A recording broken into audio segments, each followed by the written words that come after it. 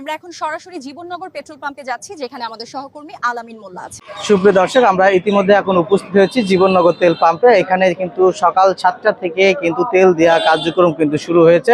আমরা যারা এখানে তেল দিচ্ছে গাড়ি প্রতি কত টাকা করে, এবং আরেকটা জিনিস আমরা জানতে পেরেছি সরকার নীতিমালা অনুযায়ী কিন্তু তেলের দাম কিন্তু বেড়েছে, কিন্তু যারা তেল দিচ্ছে তারা কিভাবে তেল দিচ্ছে এবং কত গাড়ি প্রতি তারা কত টাকা করে তেল দিচ্ছে, আমরা সেটা আপনাদের সরাসরি সেখান থেকে জানাবো।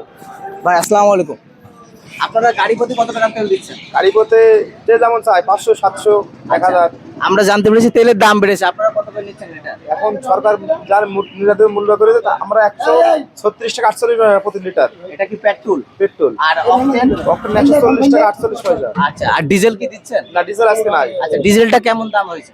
ডিজেল 116 টাকা 48 পয়সা। আচ্ছা, ধন্যবাদ। আমরা কিন্তু জীবননগর তেল পাম্প থেকে সরাসরি জীবননগর তেল পাম্পে যে কত টাকা করে গাড়ি প্রতি দিচ্ছে এবং গাড়ির তেল ট্যাঙ্কি প্রতি কিন্তু তারা 500, 700 যেমন কম বেশি সবাইকে সকল রকমভাবে তারা তেল দেওয়ার চেষ্টা করছে। দাম যেটা বেড়েছে সেটাও কিন্তু আপনাদেরকে আমি জানিয়েছি, এবং জীবননগর তেল পাম্পে তারা তেলটা দিচ্ছেন। সেই সাথে এখানে রয়েছে তেল পাম্পের ম্যানেজার, তিনি কিন্তু অক্লান্ত পরিশ্রম করছে বেশ কিছুদিন ধরেই। তার মধ্যে কিন্তু আজকেও কিন্তু সকাল থেকে তিনি কিন্তু নিজে দাঁড়িয়ে থেকে তেল দিচ্ছে এবং অনেক পরিশ্রম করে কিন্তু তিনি লাইন মেনটেন করছে এবং সবাইকে সতর্ক জানাচ্ছে। সেই সাথে রয়েছে স্বেচ্ছাসেবক দল এবং পুলিশ কর্মকর্তা, তারাও কিন্তু জীবননগর তেল পাম্পে রয়েছে।